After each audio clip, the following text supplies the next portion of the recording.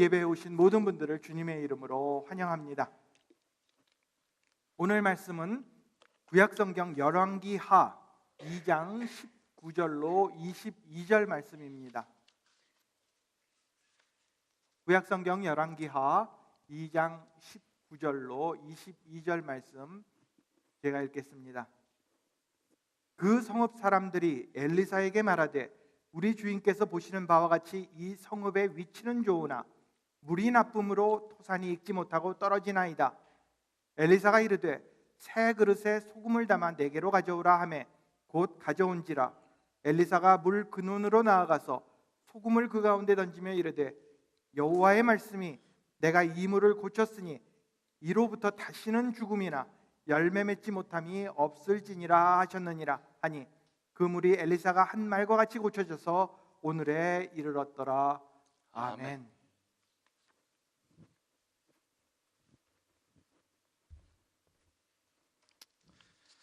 여러분 다시 한번 교회 오신 것을 환영합니다. 땡스기빙 잘 지내시고 감사의 감사절 맞았기를 바랍니다. 우리는 지금 하나님의 은혜라는 시리즈를 하고 있습니다. 우리는 이번 시리즈를 통해 우리를 향한 하나님의 은혜에 대해서 생각해 보고 있습니다. 그리고 오늘은 하나님의 치유의 은혜에 대해 생각해 보겠습니다. 미국의 도시 중에 어느 도시가 다음의 것들을 가지고 있습니까? 가장 긴 일직선 길, 또 가장 큰 조명이 된 분수대, 가장 큰 제과점, 가장 큰 사탕 공장, 가장 큰 음식 축제, 가장 큰 컨벤션 센터, 또 가장 큰 수족관. 이것이 어느 도시에 있습니까? 또 이 도시에서 다음의 것들이 가장 먼저 만들어졌습니다. 우리가 사용하는 지퍼, 진공 청소기, 딥 디시 피자, 그리고 맥도날드 식당. 이 모든 것들은 시카고에 있는 것들이고 시카고에서 가장 먼저 만들어진 것들입니다. 저희가 살고 있는 시카고는 아주 훌륭한 도시입니다. 시카고는 미국 중간에 위치해 있습니다. 시카고는 무역, 문화, 교육, 스포츠의 중심지입니다. 하지만 시카고에는 문제가 있습니다. 갱단 문제, 마약 문제, 총기 문제, 권력층의 부패 문제, 인종차별 문제, 차량 탈취 문제. 시카고는 굉장히 좋은 도시인데 이런 문제들이 있습니다. 우리는 어떻게 이런 문제들을 고칠 수 있습니까? 오늘 읽은 본문 가운데 나오는 여리고도 시카고처럼 아주 훌륭한 도시였습니다. 토양이 농사하기 아주 좋았습니다. 좋은 장소에 위치해 있었습니다. 그래서 그곳을 점령한 나라는 그 지역을 전부 다 통치할 수 있었습니다. 그래서 하나님께서는 이스라엘 민족들이 가나안 땅에 들어갈 때 가장 먼저 여리고성을 점령하게 하신 것입니다. 여리고는 아주 중요하고 여러 면에서 아주 좋은 도시였습니다. 그런데 여리고에는 한 가지 문제가 있었습니다. 다 좋았는데 한 가지 문제가 있었습니다. 19절은 다음과 같이 기록했습니다. 그 성읍 사람들이 엘리사에게 말하되 우리 주인께서 보시는 바와 같이 이 성읍의 위치는 좋으나 물이 나쁨으로 토산이 익지 못하고 떨어지나이다. 엘리사의 스승이었던 엘리야는 이제 하늘로 들려 올라갔습니다. 그리고 그의 제자 엘리사가 이스라엘의 선지자가 되었습니다. 그때 여리고의 사람들이 엘리사에게 와서 여리고의 문제를 말해 주었습니다. 여리고는 아주 좋은 위치에 있고 토질도 아주 좋은데 물이 나쁨으로 토산이 익지 못하고 떨어졌다는 것입니다. 이곳에 토산이 익지 못한다는 것은 열매를 맺지 못한다는 말입니다. 나무가 열매를 맺지 못하고 짐승이 새끼를 낳지 못하고 여인들이 아기를 가지지 못했습니다. 그래서 여리고에서는 새로운 생명이 태어나지 못했습니다. 이것은 큰 문제였습니다. 이 문제는 해결을 받아야만 했습니다. 그래서 여리고의 사람들은 엘리사에게 이 문제를 해결해 달라고 부탁한 것입니다. 이 비상적인 상황에, 이러한 비상적인 이머전시 상황에 엘리사는 행동을 취했습니다. 이때 엘리사는 물을 고치는 5가지 방법에 대해서 세미나를 한 것이 아니었습니다. 그는 물을 치유하기 위해 해야 할 것을 행동으로 옮겼습니다. 엘리사는 여리고에 있는 물을 고치기 위해 3가지 행동을 취했습니다. 그리고 이 말씀은 우리가 살고 있는 시카고를 고치기 위해, 또 우리의 가정의 문제를 고치기 위해, 우리의 직장의 문제를 고치기 위해, 우리 지역의 문제를 고치고 치유하기 위해 다음의 행동을 해야 한다고 말해 주었습니다. 이렇게 함으로 우리는 하나님께서 쓰시는 은혜의 도구가 될 수 있는 것입니다.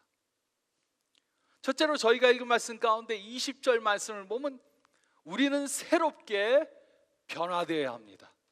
우리는 새롭게 변화되어야 합니다. 20절은 다음과 같이 기록했습니다. 엘리사가 이르되 새 그릇에 소금을 담아 내게로 가져오라 하매 가져온지라. 이 모습을 한번 상상해 보시기 바랍니다. 50여 명의 사람들이 거기에 있었습니다. 근데 엘리사가 그들에게 새 그릇을 가져오라 이렇게 말했습니다. 이때 이들은 질문을 했을지 모릅니다. 선지자님, 큰 그릇이어야 합니까? 아니면 작아도 됩니까? 무슨 색의 그릇을 가져와야 합니까? 빨간색입니까? 검정색입니까? 하얀색입니까? 무슨 모양의 그릇을 가져야 합니까? 동그래야 됩니까? 아니면 길쭉해야 됩니까? 근데 엘리사는 무조건 새 그릇이면 된다고 그렇게 말했습니다. 이 말씀의 강조는 크기나 색깔이나 모양에 있지 않습니다. 이 말씀의 강조는 새 것입니다. 새 것. 그런데 엘리사는 왜 새 그릇을 요구했습니까? 새 그릇이 중요한 이유가 무엇입니까? 그것은 하나님께서는 항상 새 그릇, 더러워지지 않은 깨끗한 그릇을 사용하시기 때문입니다. 고린도후서 5장 17장은 다음과 같이 기록했습니다. 그런즉 누구든지 그리스도 안에 있으면 새로운 피조물이라, 이전 것은 지나갔으니 보라 새 것이 되었도다. 또 고린도후서 4장 7절은 다음과 같이 기록했습니다. 우리가 이 보배를 질그릇에 가졌으니 이는 심히 큰 능력은 하나님께 있고 우리에게 있지 아니함을 알게 하려 함이라. 하나님께서는 항상 새 그릇, 깨끗한 그릇을 사용하기 원하십니다. 근데 우리는 새 그릇이 되기보다는 큰 그릇, 아니면 이쁜 그릇, 아니면 비싼 그릇이 되려고 거기에 초점을 둡니다. 이 말씀은 우리가 예수님을 믿고 예수님을 통해 새로운 그릇이 되면 하나님께서는 우리를 사용하실 수 있다고 말해줍니다. 그러므로 우리는 예수님을 믿고 예수님을 통해 새로운 그릇이 되어야 합니다. 그러면 우리는 하나님께 사용받을 수 있는 사람들이 되는 것입니다. 그러므로 우리는 질문해 봐야 합니다. 나는 예수님을 믿음으로 새 그릇이 되어져 있는가? 우리는 예수님을 믿고 새 그릇이 되어져야 합니다. 또 그뿐만이 아닙니다. 엘리사는 새 그릇에 소금을 담아 가져오라 그랬습니다. 즉 하나님께 우리가 사용되기 위해 빈 그릇을 들여서는 안 됩니다. 우리 안에 소금을 담아야 합니다. 왜 소금을 담는 것이 중요합니까? 소금은 소독을 하고 부패를 방지하고 맛을 내는데 중요한 역할을 합니다. 그러므로 이곳에 소금을 채운다는 것은 정결하고 거룩해진 상태를 말하는 것입니다. 그래서 예수님께서는 자주 복음서를 보면 소금을 비유로 해서 말씀해 주신 것입니다. 예수님께서는 마태복음 5장 17절에 다음과 같이 말씀해 주셨습니다. 너희는 세상의 소금이니 소금이 만일 그 맛을 잃으면 무엇으로 짜게 하리요? 후에는 아무 쓸데없어 다만 밖에 버려져 사람에게 밟을 뿐이니라. 또 마가복음 9장 50절에 다음과 같이 말씀해 주셨습니다. 소금은 좋은 것이로되 만일 소금이 맛을 잃으면 무엇으로 이를 짜게 하리요? 너희 속에 소금을 두고 서로 화목하게 하라 하시니라. 그러므로 우리는 질문해 봐야 합니다. 우리는 소금으로 채워져 있는가? 우리는 소금으로 짠맛을 가지고 있는가? 그런데 우리는 어떻게 해야 짠맛을 가지게 됩니까? 사도 바울은 골로새서 4장 6절에서 이 질문에 대한 답을 주었습니다. 골로새서 4장 6절은 다음과 같이 기록했습니다. 너희 말을 항상 은혜 가운데서 소금으로 맛을 낸 것 같이 하라. 그리하면 각 사람에게 마땅히 대답할 것을 알리라. 우리는 하나님의 말씀으로 채워져 있어 합니다. 그러면 우리는 변화를 받게 되고 소금과 같이 짠맛을 갖게 되는 것입니다. 그리고 우리가 하나님의 말씀으로 채워져 있으면 우리가 입을 열 때마다 하나님의 은혜의 말씀이 나오는 것입니다. 분노에 가득 찬 사람을 건드리면 어떻게 됩니까? 분노가 나옵니다. 미움이 가득한 사람을 건드리면 무엇이 나옵니까? 미움이 나옵니다. 그러나 하나님의 말씀으로 가득 찬 사람을 건드리면 무엇이 나옵니까? 하나님의 말씀이 나오는 것입니다. 그리고 우리는 하나님의 은혜의 짠맛을 내게 되는 것입니다. 그러므로 우리는 생각해 봐야 합니다. 나는 지금 무엇으로 가득 채워져 있는가? 우리는 변화를 받아 하나님의 말씀으로 가득 채워져 있어야 합니다. 우리는 예수님을 믿고 새 사람이 되어야 합니다. 또 우리는 예수님의 말씀을 통해 새롭게 변화되어져 있어야 합니다. 새롭게 변화되어 있지 못하면 우리는 시카고, 또 우리 가정, 우리 직장, 우리 사회를 변화시킬 수 없습니다. 우리는 예수님을 믿고 하나님의 말씀을 통해 새롭게 변화되어야 합니다. 그리고 또 두 번째로 21절 상반절 말씀을 보면 두 번째로 우리는 문제가 있는 곳으로 가야 합니다. 우리는 새롭게 변화받아야 되고 그 다음에 문제가 있는 곳으로 가야 합니다. 21절 상반절은 다음과 같이 기록했습니다. 엘리사가 물 근원으로 나아가서 소금이 소금병 안에 그대로 있으면 제 역할을 할 수가 없습니다. 소금이 소금병 안에 그냥 들어있으면 짠맛을 음식에 낼 수가 없습니다. 소금병 밖으로 나와서 음식에 뿌려져야만 그 역할을 하는 것입니다. 그래서 엘리사는 소금을 가지고 물의 근원으로 갔습니다. 우리는 물론 하나님께 쓰임을 받기 원합니다. 그렇지만 문제의 근원으로 가는 것은 원하지 않습니다. 그런데 예수님께서는 가라고 명령하셨습니다. 모든 족속에게 가서 그들을 예수님의 제자로 삼으라고 명령하셨습니다. 그렇기 때문에 우리는 문제가 있는 그곳으로 가야 하는 것입니다. 멀리 있으면서 변화를 일으킬 수 없습니다. 우리는 집에 앉아서 하나님 시카고를 고쳐주세요, 문제 있는 제 친구를 고쳐주세요, 기도만 할 수 없습니다. 기도하는 것 중요하지만 기도만 하고 가지 않으면 고쳐지지 않습니다. 우리는 문제의 근원으로 가야 합니다. 물론 이것은 쉽지 않을 수 있습니다. 그래서 우리는 문제가 없는 곳에 집을 사고 자녀들을 안전한 학교에 보내려고 합니다. 또 문제를 가지고 있는 사람이나 가정이나 직장은 피하려고 합니다. 물론 이런 행동을 이해할 수는 있습니다.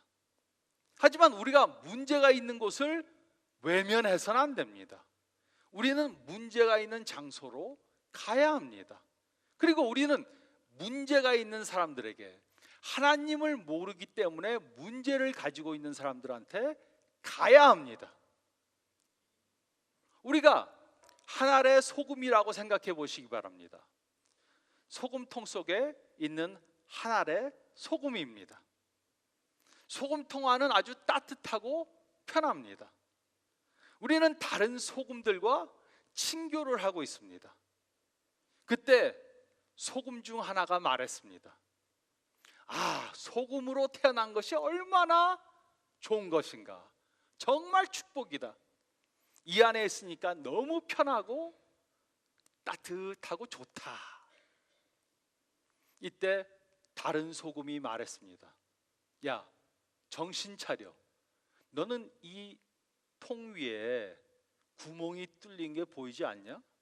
그리고 너 유리 밖으로 봐. 지금 저 스토브 위에서 국이 펄펄 끓고 있잖아. 그리고 저 사람이 곧 이 소금통을 집어서 우리를 갖다가 그 소금통을 갖다가 소금통에 있는 소금을 그 국 안에다 뿌릴 거야. 그러면은 우리 중에 얼마는 저 소금통으로 들어가서, 소금통에서 나와서 국으로 들어가서 뜨거운 국에 녹아질 거야. 그리고 다시는 여기에 돌아올 수가 없게 돼. 그러니까 다른 소금이 말했습니다. 물론 네가 말하는 게 옳아. 이제 저 사람이 우리를 들어서 우리를 국 안에다 뿌릴 거야.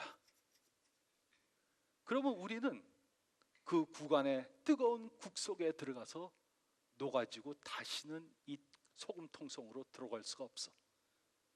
하지만 우리가 저 국 속으로 들어가면 저 국은 엄청나게 맛있게 변화될 거야. 이것이 바로 우리의 사명이고 우리가 받은 임무야. 예수님께서는 우리를 통해 새로운 변화를 가져오시기 원합니다. 그래서 우리는 예수님을 믿게 되었고 새 그릇이 되었고 소금과 같이 짜게 되었습니다. 그래서 우리는 예수님을 모르기 때문에 아직도 문제가 있는 곳을 가야 합니다. 소금통 안에 앉아서 편하게 가만히 있을 수는 없는 것입니다. 우리는 예수님을 모르기 때문에 문제를 가지고 있는 사람들이 있는 장소로 가야 합니다. 우리는 문제가 있는 곳을 가야 합니다. 그리고 세 번째로 21절부터 22절 말씀 보면, 세 번째로 우리는 하나님의 말씀을 선포해야 합니다. 우리는 하나님의 말씀을 선포해야 합니다. 21절 22절은 다음과 같이 기록했습니다. 엘리사가 물 근원으로 나아가서 소금을 그 가운데 던지며 이르되 여호와의 말씀이 내가 이 물을 고쳤으니 이로부터 다시는 죽음이나 열매 맺지 못함이 없을지어다 하셨느니라 하니 그 물이 엘리사가 한 말과 같이 고쳐져서 오늘에 이르렀더라. 이것을 한번 상상해 보시기 바랍니다. 그 샘에서 물이 콸콸콸 흘러나옵니다. 이것은 결코 작은 샘이 아닙니다. 그런데 엘리사는 작은 그릇에 소금을 넣어서 그것을 들고 샘 앞에 서 있습니다. 사람들이 물었습니다. 선지자님, 그 소금으로 무엇을 하려고 합니까? 엘리사가 대답했습니다. 이것을 샘에 넣음으로 물을 고치려고 합니다. 그러니까 사람들이 생각합니다. 이 양반이 농담하나? 어떻게 저 소금 갖고서는 저 샘물을 고치겠다고 하는 것인가? 이것은 마치 제가 미시간 호수에 이 소금병을 들고 갔습니다. 그리고 이 소금을 뿌리면서 야, 미시간 호수야, 고쳐져라, 그렇게 말하는 것과 같습니다. 제가 이런 행동을 한다면 아마도 사람들이 저를 정신과 의사 선생님한테 데리고 갈 것입니다. 하지만 중요한 것은 소금의 양이 아니옵니다. 소금을 얼마나 뿌렸는가, 그것으로 물이 고쳐진 것이 아닙니다. 중요한 것은 엘리사가 여호와의 말씀으로, 명령으로 소금을 그 가운데 던진 것입니다. 그 이유는 하나님의 말씀에는 치유하는 능력이 있기 때문입니다. 이처럼 우리도 문제가 있는 곳으로 가야 합니다. 그리고 하나님의 말씀을 그들에게 던져 주어야 합니다. 우리는 하나님의 은혜에 대해서 하나님의 말씀을 그들에게 선포해 줘야 합니다. 어떤 분들은 나는 그럴 수 있는 사람이 아니야, 나는 준비가 안 됐어, 이렇게 말할 수 있습니다. 하지만 우리가 예수님을 믿어서 새 그릇이 되었고 우리 안에 하나님의 말씀이 있다면 우리는 이미 준비된 것입니다. 우리는 하나님을 모르기 때문에 문제를 가지고 있는 사람들에게 찾아가서 그들에게 하나님의 말씀을 선포해 줘야 합니다. 교회에 출석하게 된 동기에 대해서 한 설문조사 결과가 있습니다. 어떻게 해서 교회에 나오게 되었습니까? 그렇게 물었습니다. 6%의 사람들이 그 누구의 초청도 없이 스스로 혼자서 교회에 나왔다고 말합니다. 100명이 교회에 있으면 6명이 혼자서 그냥 지나가다 교회에 들어왔습니다. 8명의 사람들이 8%의 사람들이 목사님의 인도로 교회에 오게 되었습니다. 목사님이 교회에 오세요, 그래서 나온 사람들이 전체 중에 8%입니다. 그리고 76%의 사람들이 친구나 친척의 초청으로 교회에 오게 되었다고 말하고 있습니다. 그러므로 우리의 친구나 친척이 천국에 간다면 그것은 우리가 그들에게 가서 그들을 초청했기 때문입니다. 천국에 가는 사람들 중 76%의 사람들이, 친구나 친척들이 그들에게 가서 예수님에 대해 말해주었든가 아니면 교회에 초청을 했기 때문에 그들이 교회에 와서 예수님을 믿게 되었다는 것입니다. 하나님께서는 우리로 하여금 아직 예수님을 모르고 있는 사람들에게 가서 그들에게 하나님의 말씀을 선포하라고 말씀하셨습니다. 우리가 그들에게 가서 하나님의 말씀을 전하면 그들은 치유를 받게 될 것입니다. 우리는 이렇게 하나님의 말씀을 선포해야 합니다. 우리는 새롭게 변화를 받고 우리가 문제가 있는 곳으로 가서 하나님의 말씀을 선포해야 됩니다. 우리 주위에 있는 문제들을 보면 우리가 화가 나고 낙심도 되고 나만 편하면 된다고 이기주의적으로 생각할 수 있습니다. 그러나 우리는 문제가 있는 곳으로 가서 예수님의 이름으로 무엇인가를 해야 합니다.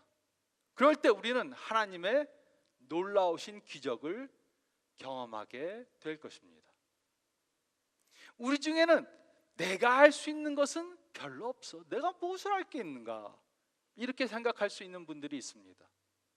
이런 분들을 위해 칼 윈스네스라는 사람의 이야기를 들려주게 됩니다. 칼 윈스네스라는 사람의 이야기를 해드리겠습니다. 칼 윈스네스라는 사람은 부모가 감옥에 있어서 대학에 갈 수 없는 학생들을 위해 매년 장학금을 지불해 왔습니다. 어떤 사람들은 이런 일들은 돈이 많은 사람이나 할 수 있는 것이라고 생각할 수 있습니다. 그러나 칼 윈스네스는 솔트레이크 시티에 사는 배관공 플러머입니다. 그리고 이 사람은 대부분의 장학금을 자기의 봉급 중에서 매년 줘왔습니다. 그는 이렇게 말했습니다.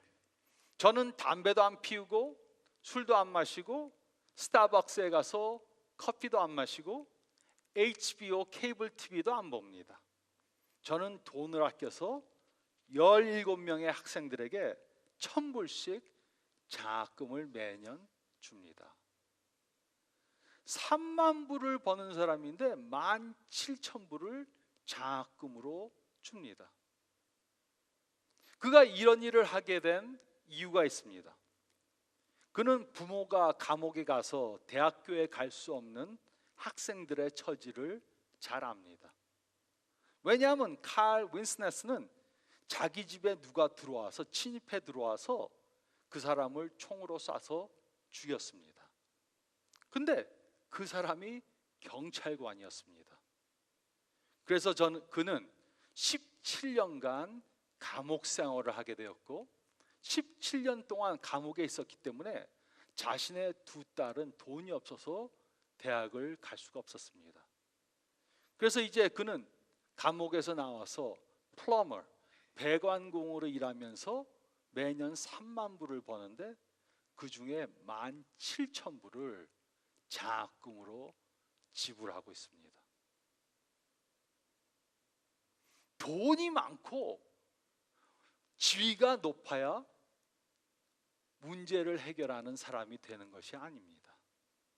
또 우리 사회의 문제는 심리적 문제나 정치적 문제나 인종적 문제나 경제적 문제나 철학적 문제가 아닙니다.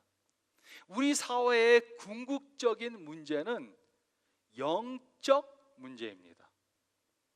예수님을 모르기 때문에 약육강식의 법칙을 따라 이기주의적으로 물질 위주의 삶을 살기 때문에 문제가 있는 것입니다. 그러므로 우리의 가정, 우리의 사업체, 우리의 직장, 우리의 사회를 바꾸기 위해 우리가 해야 할 것이 있습니다. 그리고 그것은 바로 엘리사가 한 것입니다. 우리는 예수님을 믿음으로 하나님의 말씀으로 새로워져야 합니다. 그리고 우리는 문제가 있는 곳으로 가야 합니다. 그리고 우리는 하나님의 말씀을 그곳에 선포해야 합니다. 이렇게 예수님을 믿음으로 하나님의 말씀으로 새로워지고 또 문제가 있는 곳으로 가서 하나님의 말씀을 선포함으로 하나님의 치유의 도구가 되시는 저와 여러분들, 저희 교회 모든 성도님들이 되시기를 예수님의 이름으로 축원드립니다.